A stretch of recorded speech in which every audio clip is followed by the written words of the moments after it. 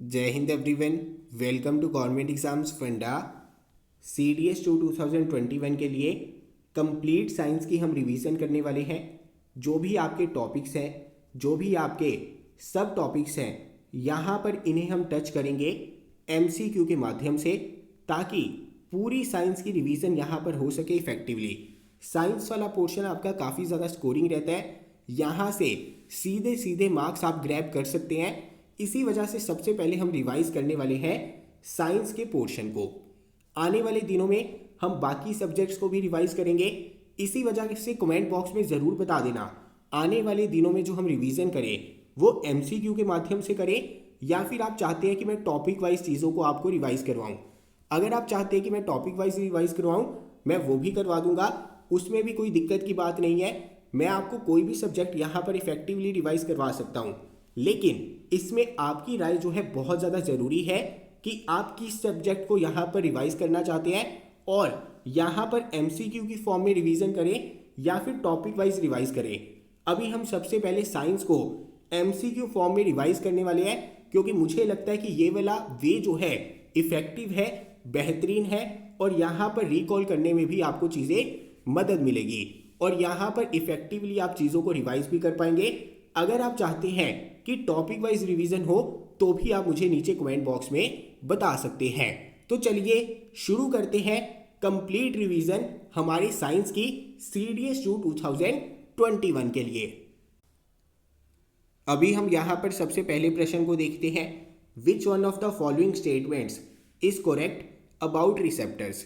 देखिए, हमारे रिसेप्टर्स क्या होते हैं? जो हमारा एक्सटर्नल स्टिमुलस है ना, एक्सटर्नल इन्वायरमेंट है, एक्सटर्नल इन्वायरमेंट के अंदर जितने भी आपके चेंजेस होते हैं, यहाँ पर ये चेंजेस कौन रिसीव करता है, किन्हें यहाँ पर इन चेंजेस के बारे में पता लगता है, उन्हें हम क्या कहते हैं? रिसेप्टर्स कहते हैं। और हमारी बॉडी के अंदर जो हमारी 5 सेंसेस हैं, उन्हीं के अंदर ये रिसेप्टर्स हमारे प्रेजेंट है।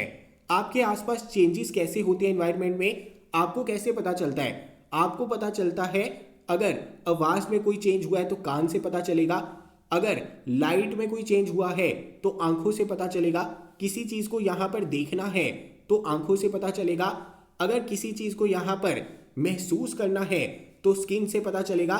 यानी यहाँ पर जो हमारी सेंसरी ऑर्गन्स होते हैं ना, इन्हीं के अंदर आपको रिसेप्टर्स देखने को मिलेंगे।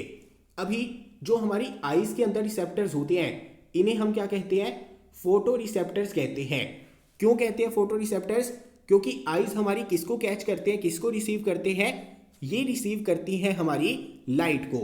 इसी तरह से जो हमारे नोज के अंदर रिसेप्टर्स होते हैं, इन्हें हम क्या कहते हैं? इन्हें हम कहते हैं ओल्फैक्टरी रिसेप्टर्स। यहाँ पर जो आपका टर्म है ओल्फैक्टरी, इसका संबंध ही स्मेल के साथ है, क्योंकि आप नोज के द्वारा क्या करने वाले हैं? जो आपकी स्मेल के अंदर चेंजेस होंगे उन्हें यहाँ पर सेंस करने वाले हैं। इसके अलावा यहाँ पर जो आपके टंग के अंदर रिसेप्टर्स होते हैं, इन्हें हम क्या कहते हैं? इन्हें हम कहते हैं गस्टेटरी रिसेप्टर्स। इसके अलावा स्किन के अंदर जो हमारे रिसेप्टर्स होते हैं, इन्हें हम क्या कहते हैं? इन्हें कहते हैं थर्मो रिसेप्टर्स। जब भी आपके टेम्परेचर में कोई चेंज होता है, सर्दी होती है, गर्मी होती है, तो कैसे पता चलती है? आपको पता चलती है आपके स्किन से। आपकी यहाँ पर जो स्किन है, ये क्या करती है? टेम्परेचर जो चेंज होता है उसे सेंस कर लेती है। इसी वजह से स्किन के अंदर कौन से रिसेप्टर्स होंगे? थर्मो रिसेप्टर्स होंगे। इसी तरह से जो हमारे ईयर है, ईयर के अंदर आपको कौन से रिसेप्टर्स देखने को मिलेंगे? यहाँ पर आपको देखने को मिलेंगे ऑडिटरी रिसेप्टर्स। अभी हम यहाँ पर देख लेते हैं कि कौन सी स्टेटमेंट हमारी सही है, कौन सी गलत है। पहली statement, gustatory receptors detect taste, बिल्कुल सही है। हमारे टंग के अंदर जो टेस्ट के लिए रिसेप्टर्स हैं, उन्हें हम क्या कहते हैं? गस्टेटरी रिसेप्टर्स कहते हैं। और जो हमारे नोज के अंदर स्मेल डिटेक्ट करने के लिए रिसेप्टर्स हैं, उन्हें हम क्या कहते हैं? ओल्फैक्टरी रिसेप्टर्स कहते हैं। इसका मतलब यहाँ पर पहली स्टेटमेंट हो गई हमारी सही, तो इसका आंसर क्या होगा? ऑप्शन नंबर 1 होगा। अभी हम यहाँ पर दूसरे प्रश्न को देखते हैं। Electrical impulse travels in a neuron from. देखिए, इस प्रश्न को यहाँ पर सॉल्व करने के लिए हम एक बार न्यूरॉन के स्ट्रक्चर को देख लेते हैं। न्यूरॉन के स्ट्रक्चर को देखने के बाद इसी प्रश्न के ऊपर हम यहाँ पर वापस आएंगे और देखेंगे कि इसका जो सही उत्तर है वो क्या रहेगा। अभी यहाँ पर जो आपका न्यूरॉन का स्ट्रक्चर रहता है वो कुछ इस प्रकार से रहता है। यहाँ पर आपको न्यूक्लियस देखने को मिलेगा, यहाँ पर आपको सेल बॉडी देखने को मिलेगी, यहाँ पर जो बाहर की तरफ हमारे स्ट्रक्चर हैं, थ्रेड लाइक स्ट्रक्चर आपको देखने को मिल रहे हैं, इन्हें हम डेंड्राइट्स कहते हैं। यहाँ पर इसे हम क्या कहते हैं, एक्सॉन कहते हैं। यहाँ पर नीचे की तरफ आपको नर्व एंडिंग्स देखने को मिलेंगी जिन्हें हम एक्सॉन एंडिंग्स भी कहते हैं। अभी यहाँ पर जो हमारी नर्व एंडिंग्स होती है, यहाँ पर नीचे की तरफ आपको एक बल्ब लाइक स्ट्रक्चर भी देखने को मिलेगा। अभी यहाँ पर ध्यान में रखना हमारे न्यूरॉन का काम क्या है। सबसे पहले हमने देखा रिसेप्टर्स के बारे में। रिसेप्टर्स हमारे क्या थे, सेंसरी ऑर्गन्स थे। हमारी सेंसरी ऑर्गन्स क्या करते हैं, चीज़ों को यहाँ पर सेंस करते हैं। एक्सटर्नल इन्वायरमेंट में जो चेंजेस हुए हैं उन्हें यहाँ पर सेंस करते हैं। अभी ये रिसेप्टर्स इंफॉर्मेशन किसके पास में भेजते हैं, इंफॉर्मेशन भेजते हैं हमारे न्यूरॉन्स के पास में। और यहाँ पर न्यूरॉन्स के अंदर कौन सा पोर्शन हमारा इंफॉर्मेशन को रिसीव करता है, इंफॉर्मेशन को रिसीव करने का काम किसका है, यहाँ पर जो आपके डेंड्राइट्स हैं इनका काम रहता है इंफॉर्मेशन को रिसीव करना। अभी ध्यान में रखना यहाँ पर जो आपके डेंड्राइट्स के पास में इंफॉर्मेशन पहुँचती है, ये पहुँचती है केमिकल फॉर्म में। और यहाँ पर जो आपके डेंड्राइट्स होते हैं, इन केमिकल फॉर्म में जो इंफॉर्मेशन इनके पास में आती है इन्हें कन्वर्ट करती है इलेक्ट्रिकल इम्पल्सिस के अंदर। यानी कि जो आपके न्यूरॉन है, न्यूरॉन के अंदर जो इंफॉर्मेशन ट्रेवल करती है वो इलेक्ट्रिकल इम्पल्सिस की फॉर्म में करती है। यहाँ पर जो आपके डेंड्राइट्स के पास में इंफॉर्मेशन आती है ये हमारी केमिकल फॉर्म में आती है। अभी यहाँ पर जो आपकी नर्व एंडिंग्स है ना, नर्व एंडिंग से जब अगले न्यूरॉन के पास में इंफॉर्मेशन जाएगी, क्योंकि सपोज करिए यहाँ पर हमारा क्या है, रिसेप्टर है। अभी हमारे ब्रेन तक अगर इंफॉर्मेशन जानी है तो इसके बीच में हमारे बहुत सारे न्यूरॉन होंगे। यहाँ पर पहला न्यूरॉन, यहाँ पर दूसरा, यहाँ पर तीसरा, यानी बहुत सारे न्यूरॉन होंगे।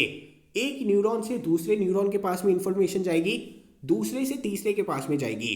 अभी जब हमारी इंफॉर्मेशन यहाँ से दूसरे न्यूरॉन के पास में जाती है तो ये भी जाती है केमिकल फॉर्म में। ध्यान में रखना, जब डेंड्राइट्स हमारा इंफॉर्मेशन को रिसीव करता है तो केमिकल फॉर्म में करता है, उसे कन्वर्ट करता है इलेक्ट्रिकल इम्पल्स में। और यहाँ पर इंफॉर्मेशन जब दूसरे न्यूरॉन के पास में जाती है तो वो भी केमिकल फॉर्म में जाती है।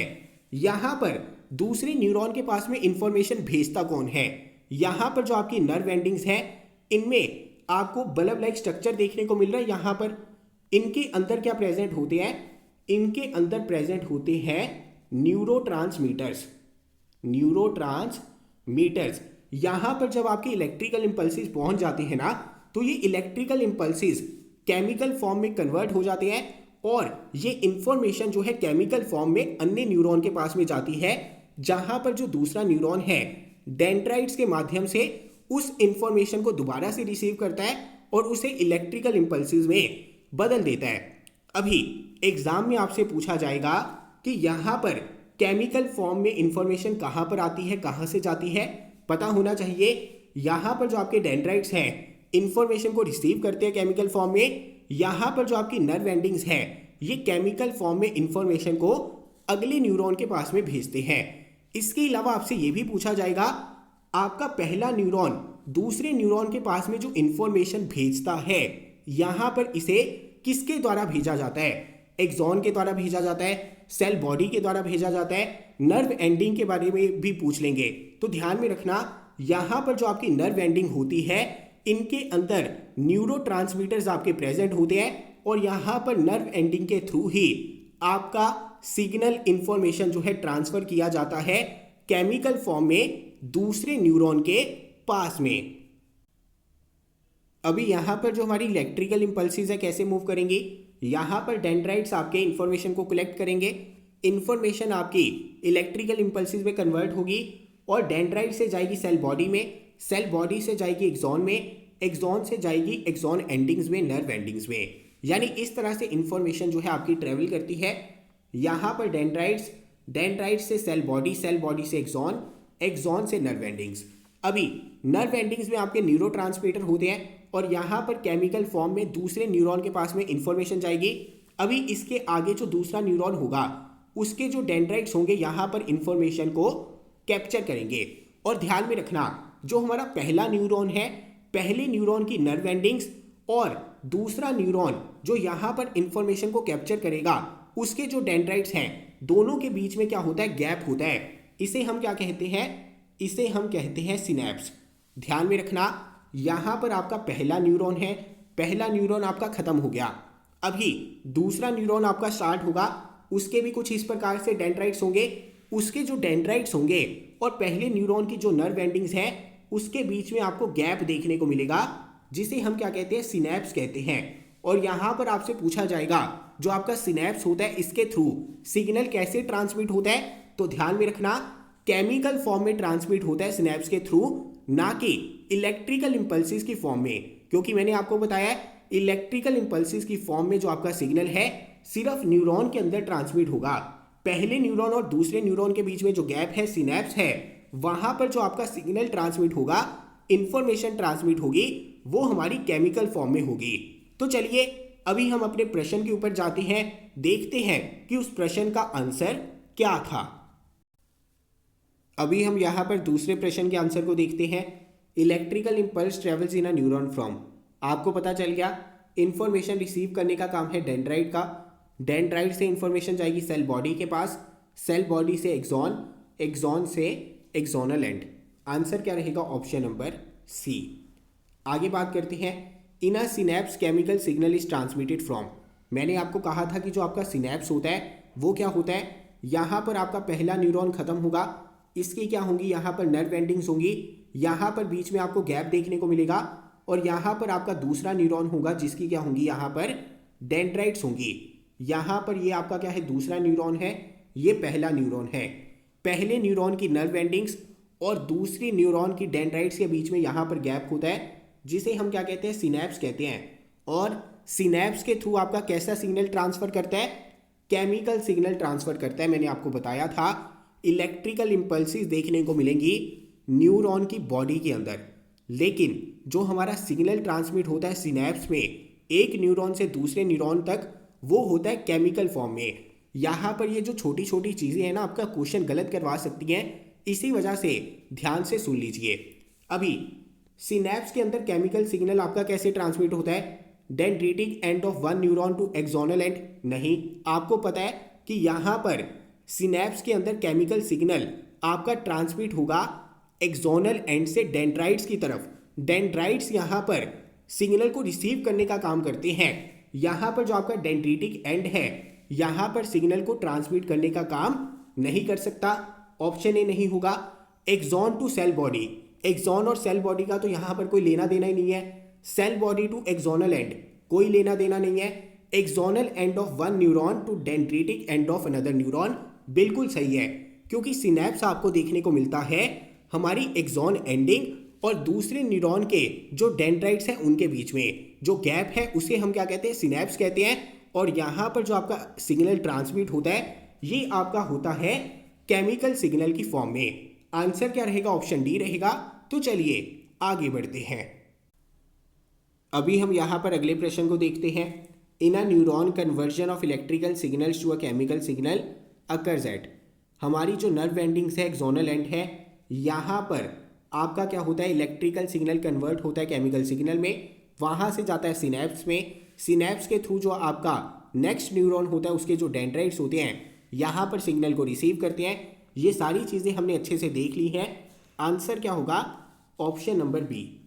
विच is the correct sequence of the components of a reflex arc.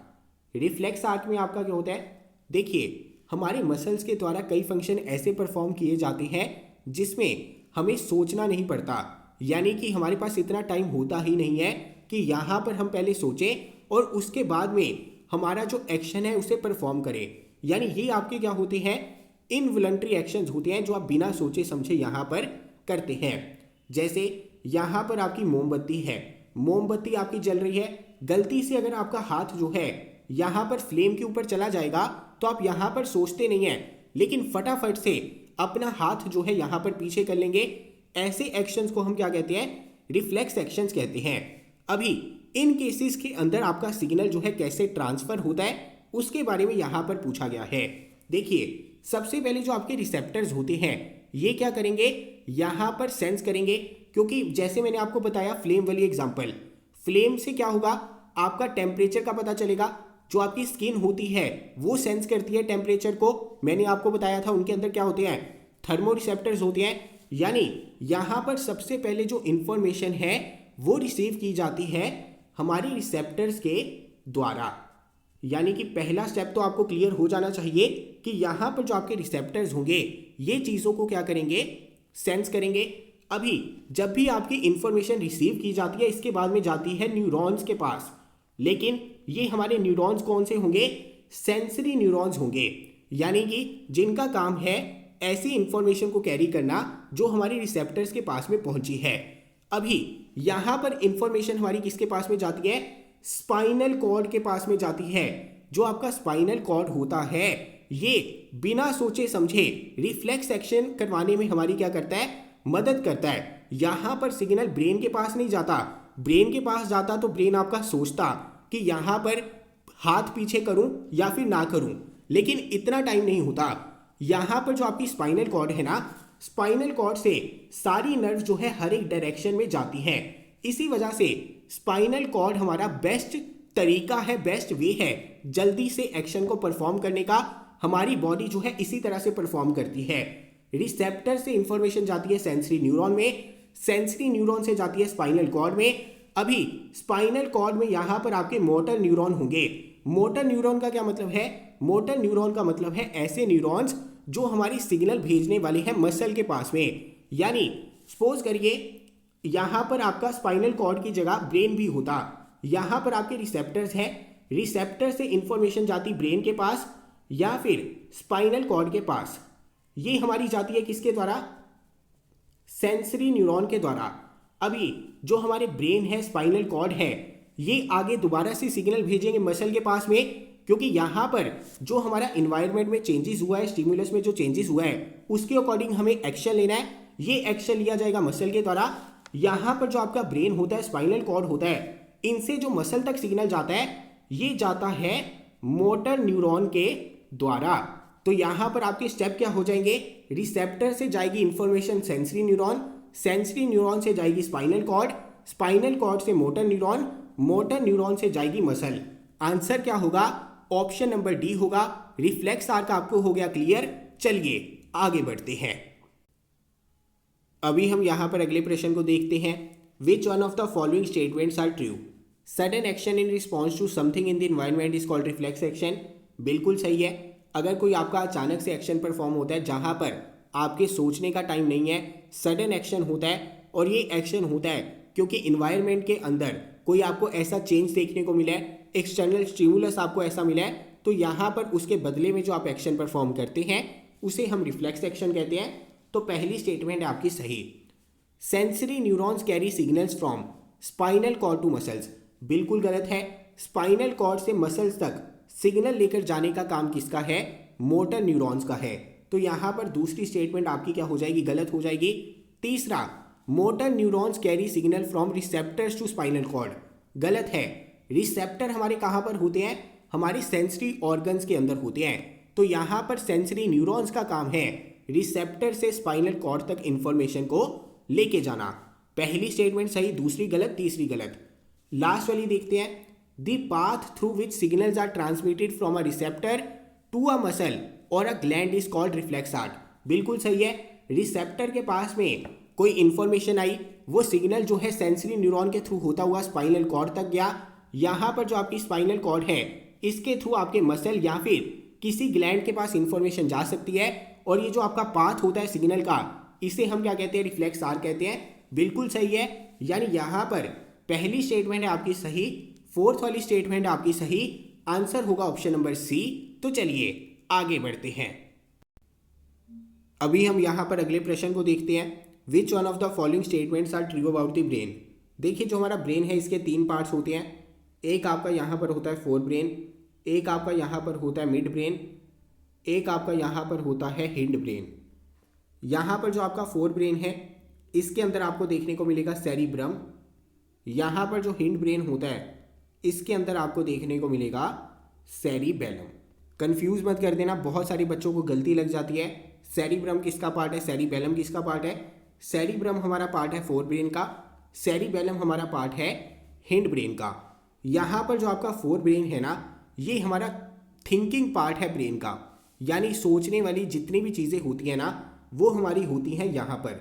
जितने भी आपके सेंसरी सिग्नल्स हैं वो हमारे कहाँ पर पहुँचते हैं, फोर ब्रेन के अंदर पहुँचते हैं, सेरिब्रम में पहुँचते हैं। यहाँ पर जो आपका सेरिब्रम है ये आपका लार्जेस्ट पार्ट है ब्रेन का।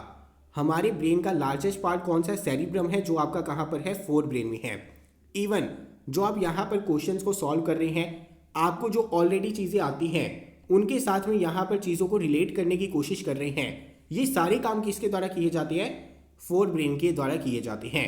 यहाँ पर जो हमारा फोर ब्रेन है ये हमारा मेन थिंकिंग पार्ट है। इसके अलावा ब्रेन से जितने भी सिग्नल मसल्स तक पहुँचाए जाते हैं वो भी हमारे फोर ब्रेन के द्वारा पहुँचाए जाते हैं, और जितने भी सिग्नल सेंस होने के बाद हमारे दिमाग तक पहुंचते हैं वो भी हमारे फोर ब्रेन वाले पोर्शन में पहुंचते हैं। और यहाँ पर जितनी भी चीज़ों को आप सोचते हैं समझते हैं ये भी काम किया जाता है हमारे फोर ब्रेन के द्वारा। अभी पहला main thinking part of brain is hind brain, गलत है। मेन थिंकिंग पार्ट हमारे ब्रेन का कौन सा, फोर ब्रेन है। अभी centres of hearing, smell, memory, site etcetera located in fore brain, बिल्कुल सही है। मैंने आपको कहा कि जितने भी सिग्नल हैं ना आपके, जितने भी रिसेप्टर्स हैं यहाँ पर सारे के सारे सिग्नल पहुँचते हैं फोर ब्रेन के पास, और मसल्स के पास में जितने सिग्नल जाते हैं ब्रेन से वो भी जाते हैं फोर ब्रेन के द्वारा ही, यानी दूसरी स्टेटमेंट है सही।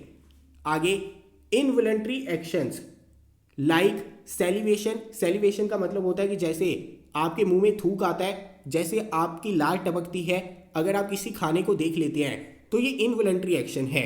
इसके अलावा vomiting, blood pressure are controlled by the medulla in the hind brain, बिल्कुल सही है। जैसे मैंने आपको बताया कि हिंड ब्रेन का आपका पार्ट होता है सेरिबेलम, इसी तरह से हिंड ब्रेन का आपका पार्ट होता है मेडुला, इसी तरह से आपका यहाँ पर हिंड ब्रेन का पार्ट होता है जिसे हम कहते हैं पोन्स।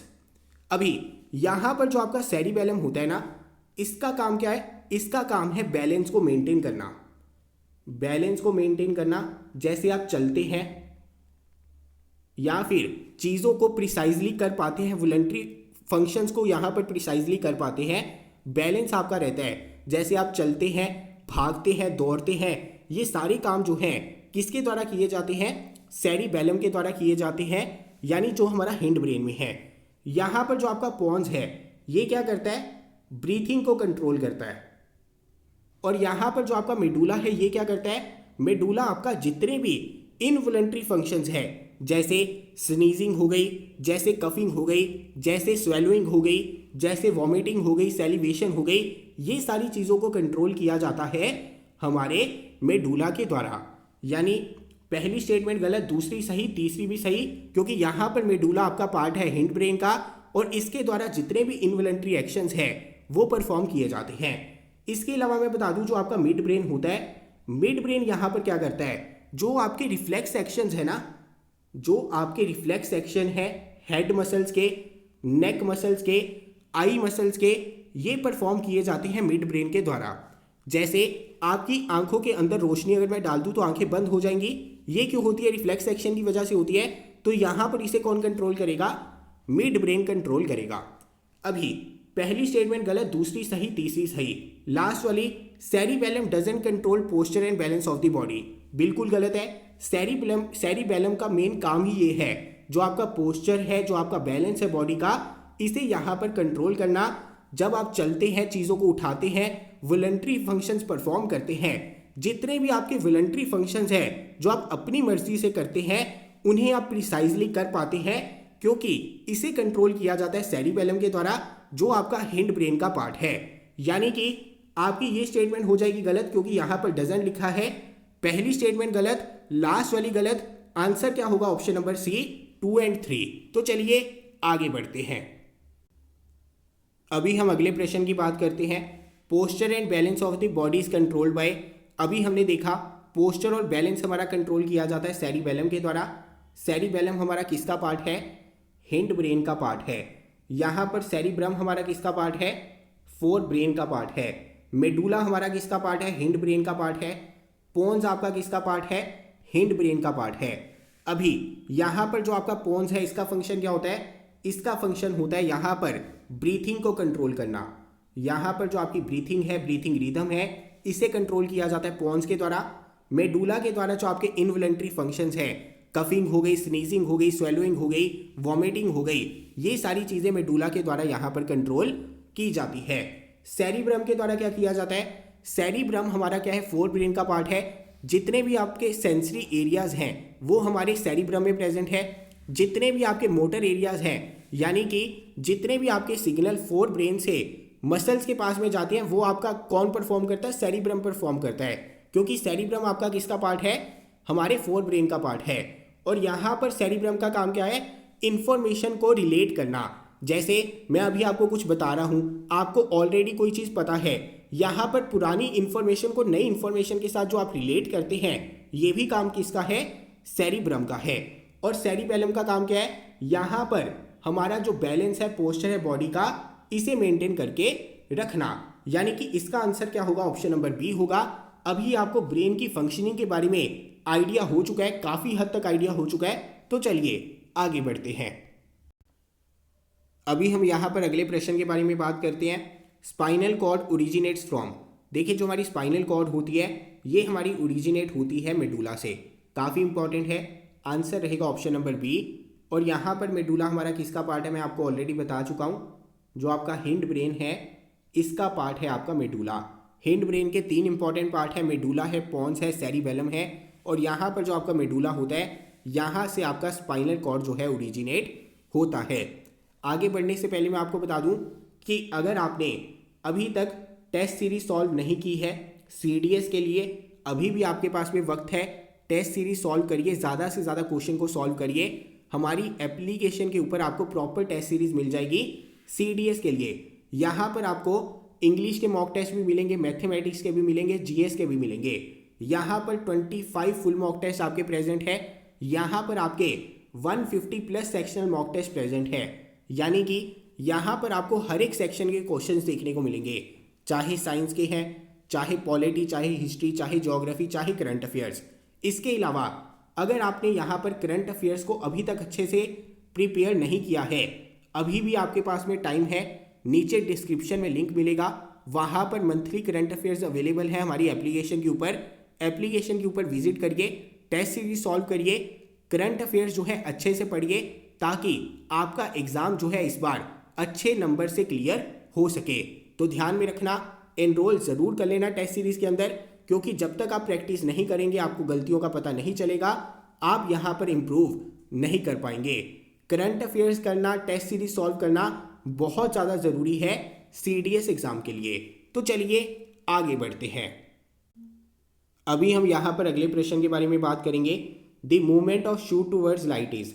देखिए शूट में आपका तना भी आ जाता है, शूट के अंदर आपके पत्ते भी आ जाते हैं। यानी यहाँ पर बात की जा रही है हमारे प्लांट्स के बारे में।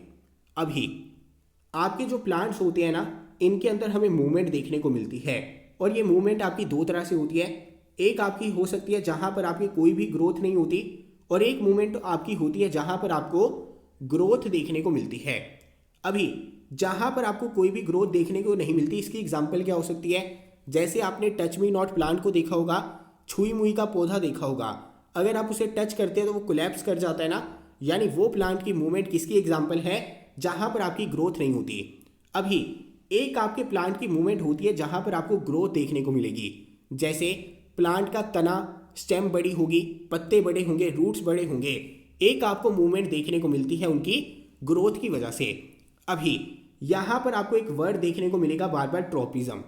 यहाँ पर जो आपका वर्ड है ट्रॉपिज्म, इसका क्या मतलब है, ट्रॉपिज्म का यहाँ पर अर्थ होता है कि जो आपके प्लांट्स हैं, यहाँ पर जो आपके प्लांट्स हैं, इनकी मूवमेंट हमें किसी एक पर्टिकुलर डायरेक्शन में देखने को मिलती है, और यहाँ पर ग्रोथ की वजह से हमें मूवमेंट देखने को मिलती है।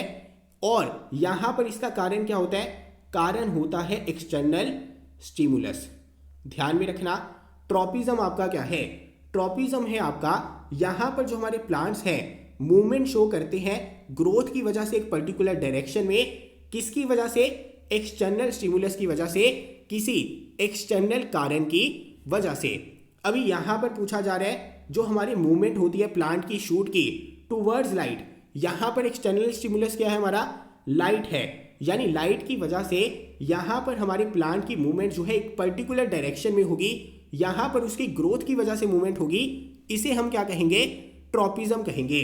और यहाँ पर जो आपका फोटो वर्ड होता है इसका रिलेशन किसके साथ में है, लाइट के साथ में है। यानी इसका आंसर क्या होगा, आंसर होगा फोटोट्रॉपिज्म। अभी यहां पर ये जो आपका प्रश्न था इतना ज्यादा सिंपल नहीं है, यहां पर और बहुत सारी चीजें जो है ट्रॉपिज्म से रिलेटेड आपको पूछी जा सकती हैं। देखिए सपोज करिए यहां पर आपकी सनलाइट है, जब आप यहां पर इसके सामने किसी पौधे को रखते हैं तो ये हमारा कुछ इस प्रकार से बेंड हो जाता है जिस तरफ हमारी क्या होती है, सनलाइट होती है। ये हमारी क्या है, प्लांट की शूट है। अभी यहां पर जो इसकी रूट होती है ना, यानी यहां पर जो इसकी जड़ें होती हैं, ये हमारी अवे फ्रॉम सनलाइट ग्रो करती हैं। ध्यान में रखना, जब हम फोटोट्रॉपिज्म की बात कर रहे हैं, फोटोट्रॉपिज्म में आपका क्या होता है, यहां पर जो आपका शूट होती है, प्लांट की जो शूट होती है, ये हमारी बेंड करती है टूवर्ड सनलाइट। लेकिन जब हम यहां पर प्लांट को ग्रो करते हैं सनलाइट के अंदर, जो इसकी जड़ें होती हैं, ये जड़ें जो है अवे फ्रॉम सनलाइट ग्रो करती हैं। बहुत इंपॉर्टेंट है, पूछा जा सकता है। इसी वजह से यहां पर जो आपकी शूट की मूवमेंट है ये हो रही है टूवर्ड सनलाइट। इसे हम क्या कहते हैं, इसे हम कहते हैं पॉजिटिव ट्रॉपिज्म। जबकि यहां पर जो आपके रूट्स की मूवमेंट हुई है ये अवे फ्रॉम सनलाइट हुई है। इसी वजह से हमारी रूट्स कैसा ट्रॉपिज्म शो करती हैं, नेगेटिव ट्रॉपिज्म शो करती हैं। तो यहां पर आपको पता होना चाहिए फोटोट्रॉपिज्म में आपका क्या होता है, फोटोट्रॉपिज्म में जो हमारा शूट वाला पार्ट है वो हमारा बेंड होता है सन की तरफ, रूट वाला पार्ट जो है अवे फ्रॉम सनलाइट बेंड होता है। जो शूट सनलाइट की तरफ बेंड होती है उसे हम पॉजिटिव ट्रॉपिज्म कहते हैं, और अवे वाले पार्ट को हम क्या कहते हैं, नेगेटिव ट्रॉपिज्म कहते हैं। अभी जियोट्रॉपिज्म में आपका क्या होता है, यहां पर प्लांट की मूवमेंट होती है, ग्रोथ होती है, लेकिन यहां पर जो आपका एक्सटर्नल स्टिमुलस है ये क्या होता है, ग्रेविटी होता है। और यहां पर हमने बात की है हाइड्रोट्रॉपिज्म की। हाइड्रोट्रॉपिज्म में जो आपका एक्सटर्नल स्टिमुलस होता है वो क्या होता है, वाटर होता है। और यहां पर कीमोट्रॉपिज्म के अंदर एक्सटर्नल स्टिमुलस आपका क्या होता है, कोई ना कोई यहां पर केमिकल होता है। अभी अगर हम यहां पर जियोट्रॉपिज्म की बात करें तो जियोट्रॉपिज्म में क्या होता है, अगर हम किसी प्लांट को यहां पर कुछ इस प्रकार से लिटा देते हैं, देखिए यहां पर हमने किसी प्लांट को कुछ इस प्रकार से लिटा दिया ग्राउंड के ऊपर, तो यहां पर हमें क्या देखने को मिलेगा, यहां पर हमें देखने को मिलेगा ये प्लांट की जो ग्रोथ होगी ये हो जाएगी हमारी ऊपर की तरफ कुछ इस प्रकार से। यहां पर जो इसकी जड़ें हैं इसकी ग्रोथ हो जाएगी हमारे नीचे की तरफ। इसे हम क्या कहते हैं, इसे हम कहते हैं जियोट्रॉपिज्म। अभी यहां पर जो आपकी शूट है ये हमारी किस तरफ ग्रो हुई है, अवे फ्रॉम ग्रेविटी हुई है, क्योंकि जियोट्रॉपिज्म में आपका एक्सटर्नल स्टिमुलस क्या है, ग्रेविटी है। जियोट्रॉपिज्म में हमारा क्या होता है, जो हमारा प्लांट होता है अवे फ्रॉम ग्रेविटी जो है यहां पर उसकी मूवमेंट देखने को मिलती है। इसी वजह से यहां पर जियोट्रॉपिज्म के अंदर जो आपकी शूट है कैसा ट्रॉपिज्म हमें दिखाएगी, नेगेटिव ट्रॉपिज्म दिखाएगी। अभी ग्रेविटी भी हमारी नीचे है और रूट की डायरेक्शन भी हमारी नीचे है, रूट की मूवमेंट भी नीचे की तरफ है। इसी वजह से जियोट्रॉपिज्म के अंदर जो आपकी रूट्स होती हैं ये कैसा ट्रॉपिज्म शो करती हैं, पॉजिटिव ट्रॉपिज्म शो करती हैं। तो ध्यान में रखना, फोटोट्रॉपिज्म के अंदर जो आपकी शूट थी वो पॉजिटिव ट्रॉपिज्म शो करती थी, रूट्स नेगेटिव करती थी। जियोट्रॉपिज्म के अंदर एक्सटर्नल स्टिमुलस ग्रेविटी है, यहां पर नेगेटिव ट्रॉपिज्म शो किया जाएगा शूट के द्वारा, पॉजिटिव ट्रॉपिज्म शो किया जाएगा हमारी रूट्स के द्वारा। इसके अलावा यहां पर आपको हाइड्रोट्रॉपिज्म देखने को मिलेगा। हाइड्रोट्रॉपिज्म में हाइड्रो वर्ड आया है, यानी यहां पर एक्सटर्नल स्टिमुलस क्या है, वाटर है। यानी यहां पर जो आपकी ग्रोथ होगी या तो टूवर्ड्स वाटर होगी या फिर अवे फ्रॉम वाटर होगी। हाइड्रोट्रॉपिज्म की एग्जांपल क्या है, हाइड्रोट्रॉपिज्म की एग्जांपल है आपकी रूट्स, जड़ें। जिस भी डायरेक्शन में आपका पानी होगा आपके रूट्स की मूवमेंट जो है उसी डायरेक्शन में हमें देखने को मिलेगी। ये हमारी एग्जांपल है हाइड्रोट्रॉपिज्म की, बहुत ज्यादा इंपॉर्टेंट है, सीधा प्रश्न बन सकता है। और यहां पर जो हमारी रूट्स की ग्रोथ होती है टूवर्ड्स वाटर होती है, इसी वजह से हमारी रूट्स यहां पर कैसा ट्रॉपिज्म शो करती हैं, पॉजिटिव ट्रॉपिज्म शो करती हैं। इसके अलावा कीमोट्रॉपिज्म की एग्जांपल क्या है, बहुत इंपॉर्टेंट एग्जांपल है। यहाँ पर कीमोट्रोपिज्म के ऊपर आपका प्रश्न जो है बन सकता है। देखिए जो हमारे प्लांट्स होते हैं, प्लांट्स के अंदर आपको यहाँ पर जो फीमेल रिप्रोडक्टिव पार्ट देखने को मिलता है, यानी कि कुछ इस प्रकार से यहाँ पर आपकी क्या होती है, पोलन ट्यूब की ग्रोथ हो जाती है। यहाँ पर आपको देखने को मिलेगी पोलन ट्यूब। ये जो आपकी पोलन ट्यूब की ग्रोथ होती है ना, ये हमारी किसकी एग्जाम्पल है, कीमोट्रोपिज्म की एग्जाम्पल है। बहुत ज़्यादा इंपॉर्टेंट है। यहाँ पर आपको ऊपर की तरफ स्टिग्मा देखने को मिलेगा, यहाँ पर आपको ओवरी देखने को मिलेगी, ये वाला पार्ट हमारा स्टाइल होता है। यहाँ पर ऊपर आपको स्टिग्मा देखने को मिलता है। जब हमारा पोलन स्टिग्मा के ऊपर गिर जाता है तो यहाँ पर हमें क्या देखने को मिलती है, पोलन ट्यूब की ग्रोथ देखने को मिलती है। और ये जो हमारी पोलन ट्यूब की ग्रोथ होती है टूवर्ड्स ओवरी, ये हमारी किसकी एग्जाम्पल है, कीमोट्रोपिज्म की एग्जाम्पल है। बहुत इंपॉर्टेंट, ध्यान में रखना, पूछा जाएगा कि यहाँ पर जो आपकी पोलन ट्यूब की ग्रोथ होती है टूवर्ड्स ओवरी, ये हमारी किसकी एग्जाम्पल है, कीमोट्रोपिज्म की एग्जाम्पल है। तो चलिए अभी मैं आज के लिए लेता हूँ विराम। कमेंट बॉक्स में मुझे बता देना कि आपको एमसीक्यू की फॉर्म में प्रश्न चाहिए या फिर टॉपिक वाइज हम डिस्कशन करें, क्योंकि जैसे आप कहेंगे हम वैसे ही करने वाले हैं। इसके अलावा सीडीएस की टेस्ट सीरीज में एनरोल जरूर कर लेना। मैं बार बार आपको कह रहा हूं, जब तक आप क्वेश्चन की प्रैक्टिस नहीं करेंगे, मॉक टेस्ट सॉल्व नहीं करेंगे, तब तक आपको गलतियों के बारे में पता नहीं चलेगा। अभी भी वक्त है, इंप्रूव कर लीजिए, अच्छे से टाइम की यूटिलाइजेशन कर लीजिए। मिलता हूं अगली वीडियो के साथ। जय हिंद।